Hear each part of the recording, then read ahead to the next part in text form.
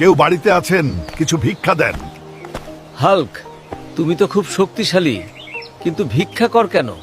কি কাজ করব? কেউ কাজ দেয় না। দাও হাল্ক বাবা, আমি আসতেছি।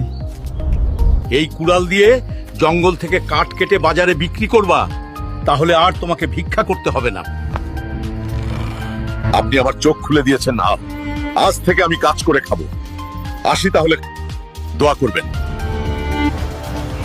বিসমিল্লাহ।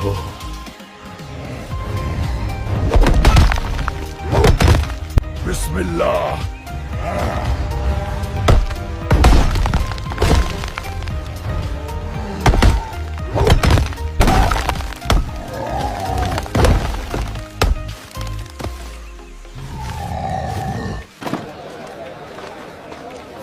হাল্ক, তোমার কাঠগুলো খুব ভালো।